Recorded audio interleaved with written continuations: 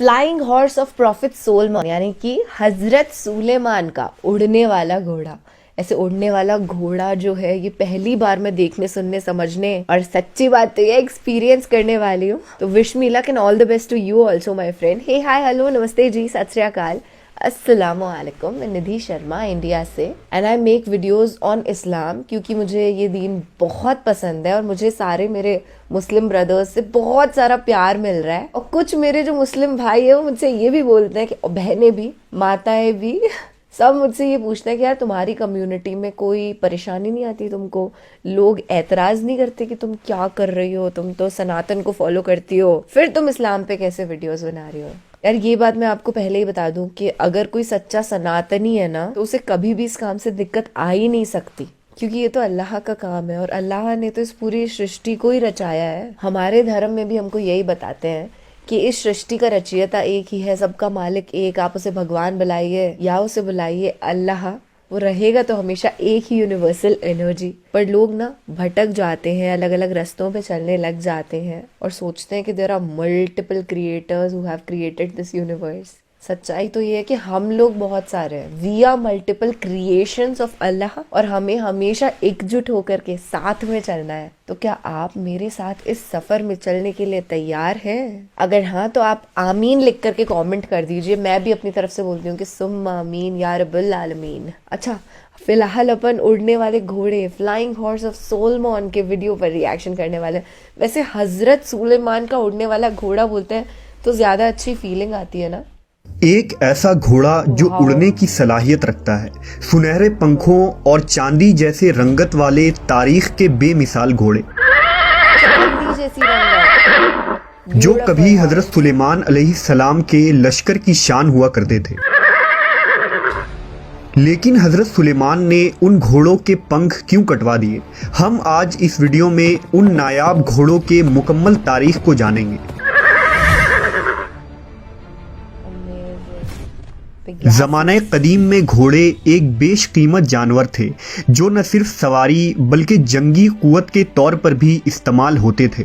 लोग घोड़े के खरीदो फरोख्त के साथ मखसूस कागजात भी रखते थे जिनमें उनके मालिक, मौजूदा मालिक, माँ बाप, तारीख़ पैदाइश और घोड़े का मुकम्मल शजरा नसब भी होता था। ये एक मुकम्मल दस्तावेज होती थी जो उन घोड़ों के आला नस्ल होने का सबूत हुआ करते थे।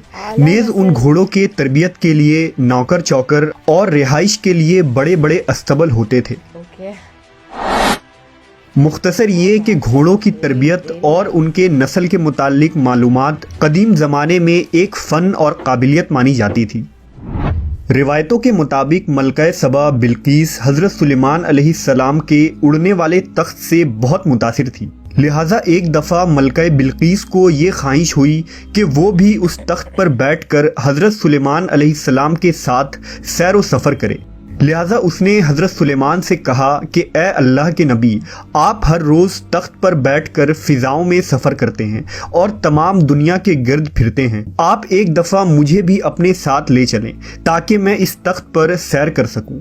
हज़रत सुलेमान ने हवा को हुक्म दिया कि वो मलका सबा की ख्वाहिश पूरी करे।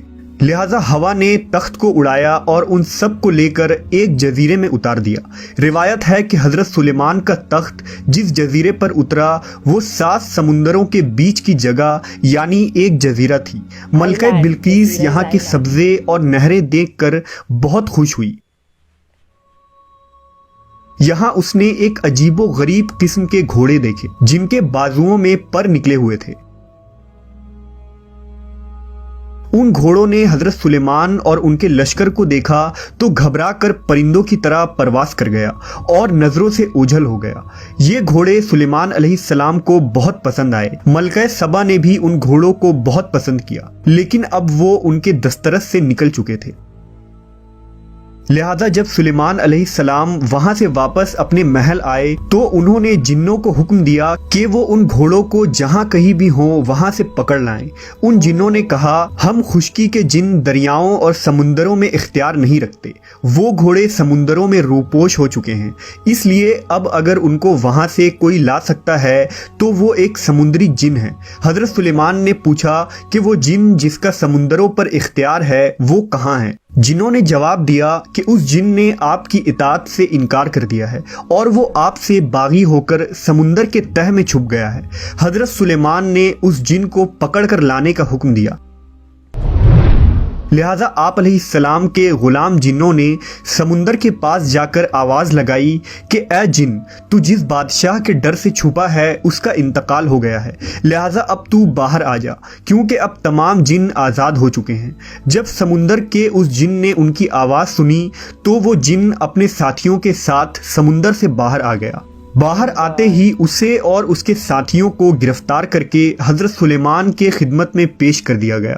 حضرت سلیمان کو دیکھ کر جن تھر تھر کانپنے لگے اور اس نے آپ کی اطاعت قبول کر لی۔ حضرت سلیمان نے سمندری جن سے کہا کہ میں ایک جزیرے پر گیا تھا تو میں نے وہاں گھوڑوں کی ایک عجیب و غریب نسل دیکھی جن کے بازوؤں کی جگہ پر ہیں اور وہ اڑتے ہیں۔ سمندری جنوں نے کہا ہمیں معلوم ہے کہ وہ گھوڑے کہاں چھپے ہیں، لہٰذا حضرت سلیمان نے انہیں اس گھوڑے کو لانے کا حکم دیا۔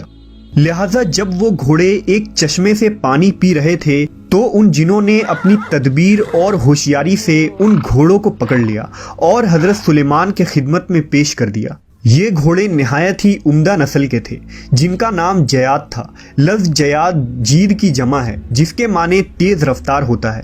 حضرت سلیمان کے پاس ایک عظیم الشان لشکر تھی جن میں انسان، جنات، جانور اور پرندوں کے الگ الگ دستے ہوتے تھے، لہٰذا حضرت سلیمان نے اپنے لشکر میں ان اعلیٰ نسل کے تیز رفتار گھوڑوں کے لیے ایک الگ دستہ بنا دیا جو جنگوں اور فتوحات میں حضرت سلیمان کے لشکر میں سب سے اہم رول ادا کرتے اور حضرت سلیمان کی فوجی طاقت بن گئے۔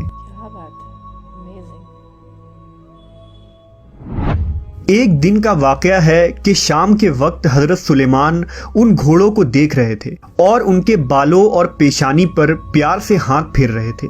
آپ ان گھوڑوں کے دیکھ بھال میں اس طرح مشغول ہو گئے کہ سورج ڈوب گیا اور عصر کی نماز قضا ہو گئی۔ چنانچہ جب آپ نے نظر اٹھائی تو وہ گھوڑے نگاہ سے اوجھل ہو چکے تھے۔ اس وقت حضرت جبرائیل علیہ السلام نازل ہوئے اور حضرت سلیمان کو خبردار کیا کہ اے سلیمان، تم دنیا کی مال کے محبت میں اتنے مشغول اور گرفتار ہوئے کہ نماز عصر بھی ادا نہ کر سکے۔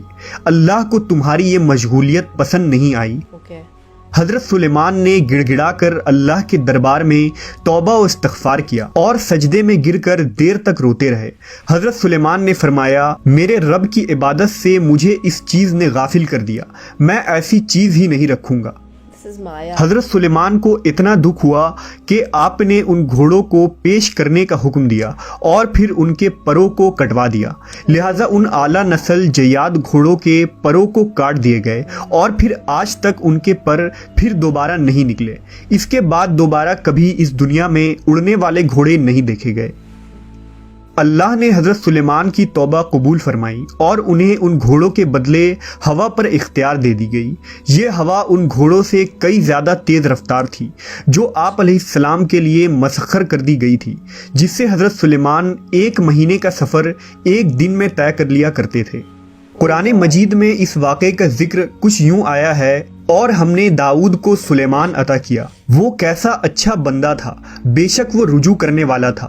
جب اس کے سامنے شام کے وقت تیز رفتار گھوڑے حاضر کیے گئے تو اس نے کہا میں نے مال کی محبت کو یاد الہی سے عزیز سمجھا، یہاں تک کہ سورج غروب ہو گیا۔ ان گھوڑوں کو دوبارہ میرے سامنے لاؤ۔ پھر انہوں نے ان کے پنڈلیوں اور گردنوں پر ہاتھ پھیرنا شروع کر دیا۔ بعض لوگ حضرت سلیمان علیہ السلام کے ان گھوڑوں کو ایک عام عربی گھوڑوں ہی کی نسل قرار دیتے ہیں اور اڑنے والے گھوڑوں کو محض قصے، کہانیوں اور داستانوں کی باتیں مانتے ہیں، جبکہ احادیث میں اس بات کی واضح دلائل ملتے ہیں۔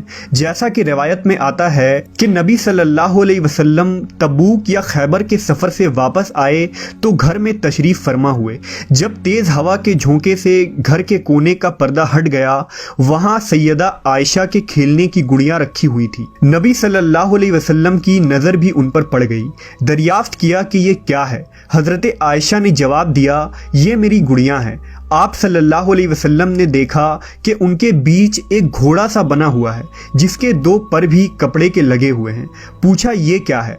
कहा घोड़ा है। फरमाया और ये उनके ऊपर दोनों तरफ कपड़े के क्या बने हुए हैं?